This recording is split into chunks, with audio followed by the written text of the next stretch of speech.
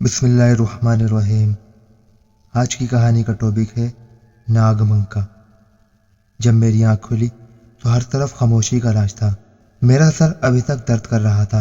رات کا وقت ہونے کی وجہ سے ہر چیز اندھیرے میں ڈوبی تھی۔ معلوم نہیں یہ کون سی جگہ تھی، اور تو اور مجھے کوئی بات یاد نہیں تھی۔ میں کہاں ہوں، یہ کون سی جگہ ہے؟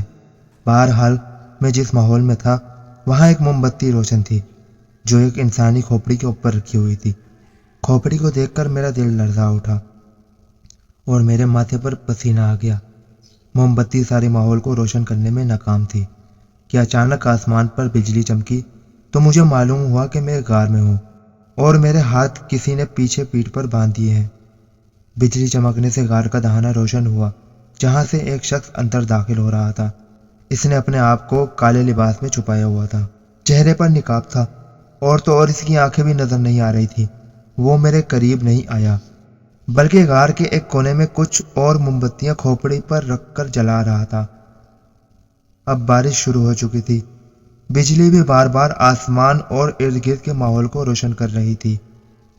کالے لبادے میں چھپا وہ شخص مسلسل کسی انجان زبان میں کچھ پڑھ رہا تھا، اور پھر مجھے پتہ چلا کہ اس غار میں اکیلا نہیں ہوں۔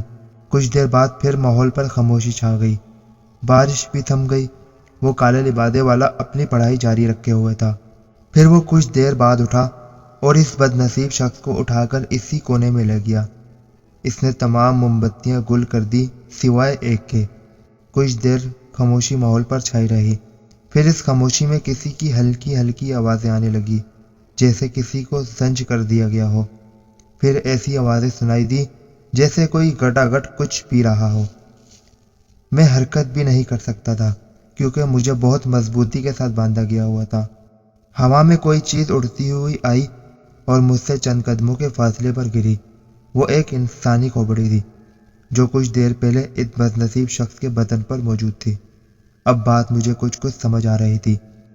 یہ کالے لبادے والا شخص کوئی عمل کرنے کے بعد انسانی خون پیتا تھا، اور میں بھی اسی سلسلے میں یہاں موجود ہوں۔ اب میری باری ہے۔ یہ خیال آتے ہی میرے تو رونگٹے کھڑے ہو گئے، میری سانس گلے میں رہ گئی، میرا سر چکرا رہا تھا اور تمام جسم پسینے میں شرابور تھا۔ اس وقت میری زبان پر جو کچھ آ رہا تھا میں اس کا ورد کر رہا تھا۔ خدا سے اپنی جان کی آزادی کے لیے دعائیں کر رہا تھا، شاید کہ کوئی راستہ نکل آئے اور میری جان بچ جائے۔ اس وقت میں خدا سے اپنے گناہوں کی معافی اور اپنی زندگی کی دعا بھی کر رہا تھا۔ ماحول میں خاموشی کا ایک بار پھر راج تھا۔ ہر طرف اندھیرا ہی اندھیرا۔ پورے غار میں بس پراسرار کھوپڑی پر ایک ہی موم بتی روشن تھی جو اب اپنی آخری سانس گن رہی تھی۔ پھر اس خاموشی میں مجھے اپنے قریب کوئی آہٹ سنائی دی۔ میں نے مڑ کر دیکھا تو وہ کالے لبادے والا شخص میرے سر پر کھڑا تھا۔ میری کرپناک چیخوں سے غار گونج اٹھا۔ وہ شخص میری لمبی زلفوں سے مجھے پکڑ کر غار کے اس کونے کی طرف لے گیا۔ پتھریلی زمین ہونے کی وجہ سے میرا بدن زخموں سے چور ہو رہا تھا۔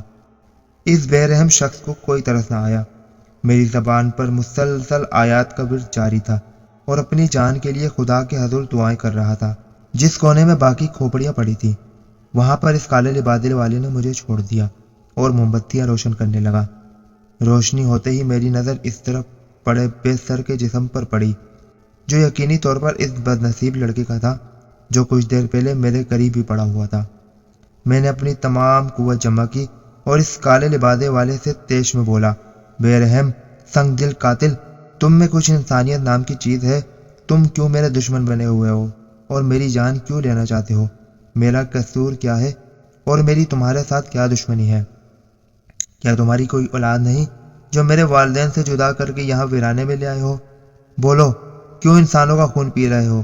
ایک انسان کی اولاد ہو کر ایک انسان کے روپ میں درندوں والا کام کیوں کر رہے ہو؟ میری ہمت بس یہاں تک تھی، اس سے آگے مجھ سے کوئی بات نہ ہو سکی۔ میرے خاموش ہوتے ہی اس کالے لبادے والے شخص نے طویل کہکا لگایا جس کی گونج غار کے کونے کونے سے سنائی دے رہی تھی۔ وہ کہکا بہت خوفناک تھا، وہ غیر انسانی معلوم ہوتا تھا۔ پھر اس شخص کی بھیانک آواز کانوں کے پردے ہلانے لگی، انسان اور انسانیت کہاں ہے اس دنیا میں؟ میری دشمنی تم سے ہی نہیں بلکہ تمام انسانوں سے ہے، اور تم بھی ایک انسان کی اولاد ہو۔ کیا تم انسان نہیں ہو؟ کیا تم کوئی جانور ہو؟ میں بولا، ہاں، میں انسان نہیں ہوں، تمہارا خون تو میں نے پی ہی جانا ہے۔ چلو مرتے ہوئے یہ بات تمہارے ذہن میں نہ رہ جائے کہ میرا قاتل کون تھا، تو سنو۔ کیا نام ہے تمہارا؟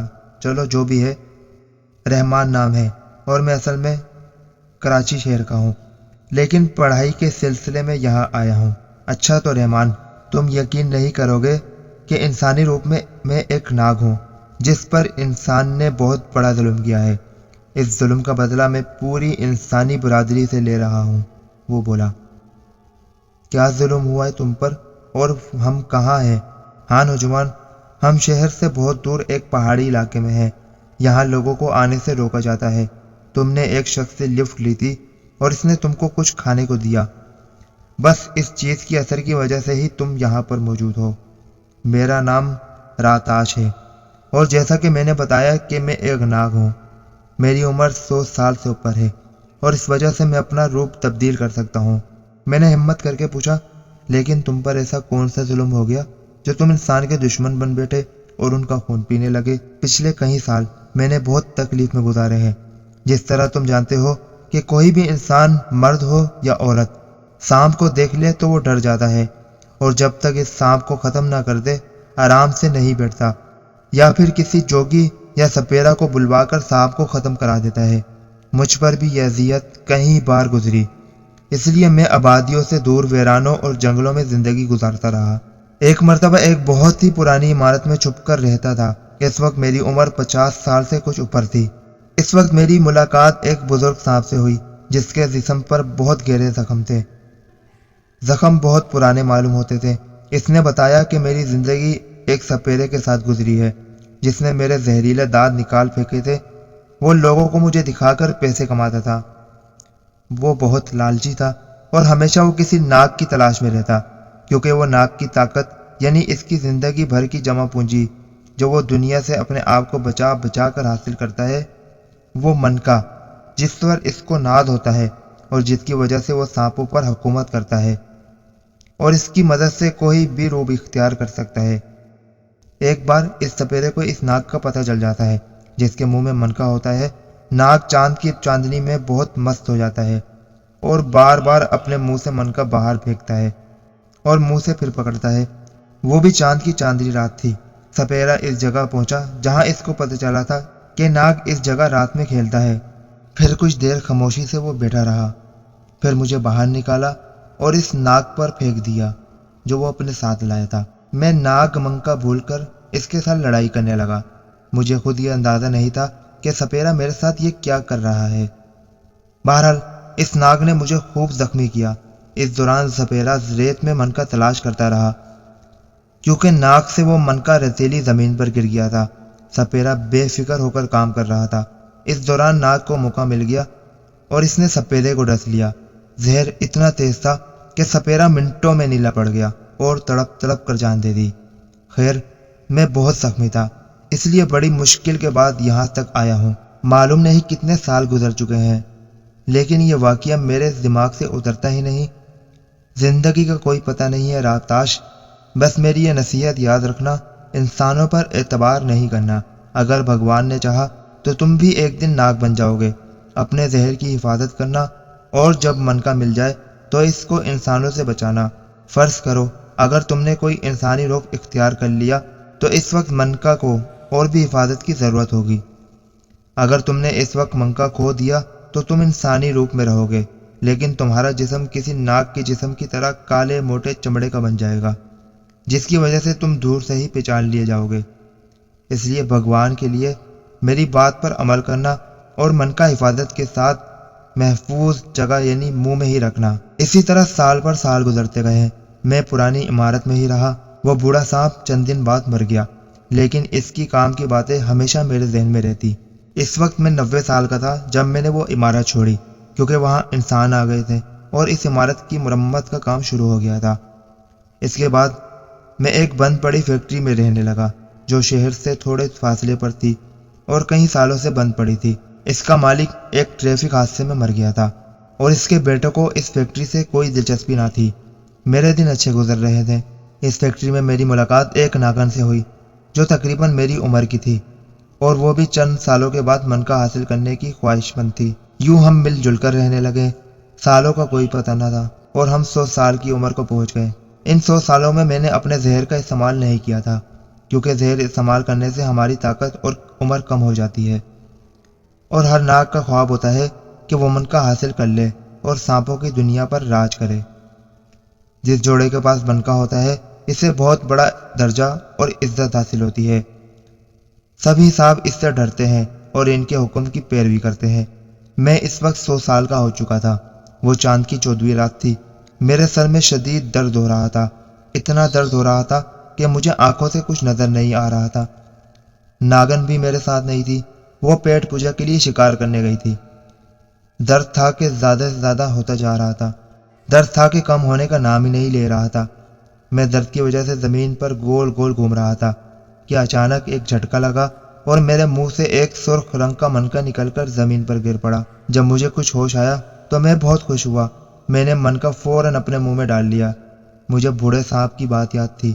منکا ملنے کی خوشی میں اپنے سر کا درد بھول گیا اور خوشی سے ناچنے لگا۔ ناگن آئی تو میں نے اس کو منکے کے متعلق بتایا تو وہ بہت خوش ہوئی اور مجھے مبارکباد دی اور بولی، اب ہمیں جلد از جلد ناگ دیوتا کے پاس جانا چاہیے تاکہ وہ تمہیں کوئی کام دے جس کی وجہ سے سانپوں میں تمہاری عزت بن سکے۔ ٹھیک ہے، لیکن ہمیں انتظار کرنا چاہیے، جب تمہیں بھی منکا مل جائے تو پھر ہم اکٹھے جائیں گے۔ دوسری رات بھی چاند خوب چمک رہا تھا اور میرا دل بار بار باہر نکال کر منکے کے ساتھ کھیلنے کا کر رہا تھا۔ میری طبیعت بے چین ہو رہی تھی اور پھر میں خود بخود دل کی تسکین کے لیے ریت پر آ گیا اور منکے کے ساتھ کھیلنے لگا۔ میں منکے کو ہوا میں پھینکتا اور منہ سے پکڑتا۔ یہ عمل کافی دیر تک کرتا رہا۔ رات کا آخری پہر تھا۔ میں تھک کر واپس فیکٹری میں داخل ہو رہا تھا کہ اچانک مجھے محسوس ہوا کہ کوئی انسان مجھے دیکھ رہا تھا۔ پھر مجھے بوڑھے سانپ کی وہ بات بے چین کر رہی تھی کہ انسانوں پر کبھی بھروسہ نہ کرنا، ہمیشہ سانپوں کے دشمن ہی ہوتے ہیں وہ، چاہے وہ سانپوں کو اپنے ہاتھ سے دودھ ہی پلاتے رہے ہوں۔ میرا حال دیکھ لو، میں نے سپیرے کی کتنی خدمت کی، اس کے ہر اشارے پر ناچتا رہا، لیکن آخر میں اس نے مجھے کیا صلہ دیا؟ ایک ناک پر اچانک ڈال دیا جو اپنی مستی میں مست تھا۔ میں نے یہ بات ناگن کو نہیں بتائی کیونکہ وہ بھی اپنے 100 سال پورے ہونے کی خوشی میں خوش تھی۔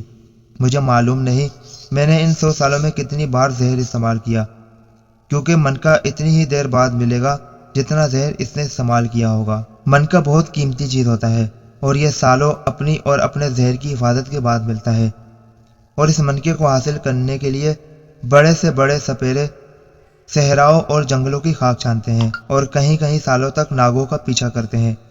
رات اب گزر چکی تھی۔ ناگن کا کوئی پتہ نہ تھا، کیونکہ فیکٹری میلوں تک پھیلی ہوئی تھی، اس لیے وہ ایک جگہ آرام سے نہیں بیٹھتی تھی، وہ فیکٹری میں چکر کاٹتی رہتی تھی۔ آج چاند تھوڑی دیر بعد نکلا۔ رات کافی گہری ہو چکی تھی۔ میری طبیعت بہت بے چین تھی اور میرا دل بار بار باہر جانے کو کر رہا تھا تاکہ میں منکے کے ساتھ کھیل سکوں۔ چاند اپنی چاندنی چھاور کر رہا تھا۔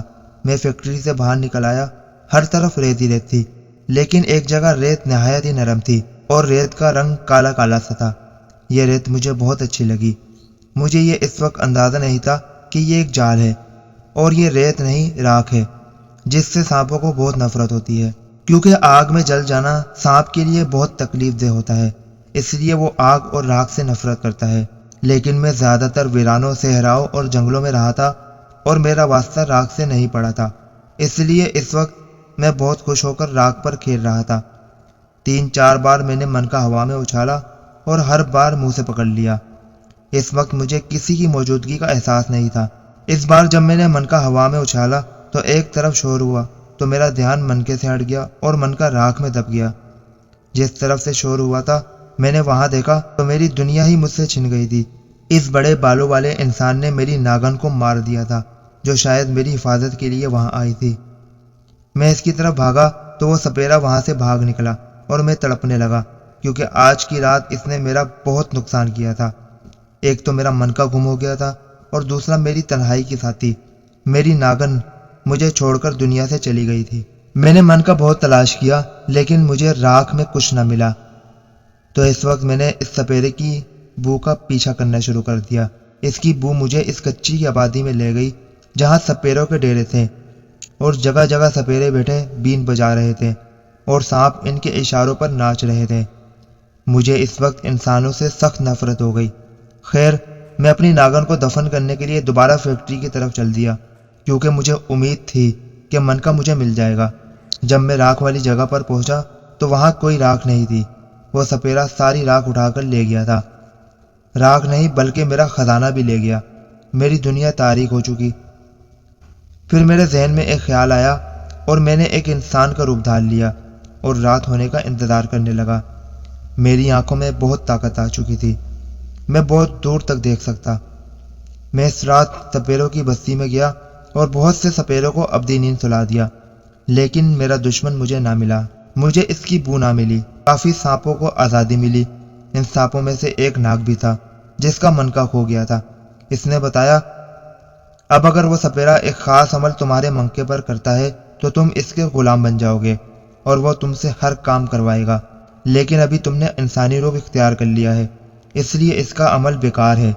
پر تم کو اب یہ نقصان ہے کہ تم انسانی روپ میں ہی رہو گے، لیکن تم جلد سانپوں کی طرح بن جاؤ گے، جس کی وجہ سے انسان تم کو پہچان جائیں گے۔ تو پھر مجھے کیا کرنا چاہیے کہ دوبارہ ناگ کا روپ اختیار کر لوں؟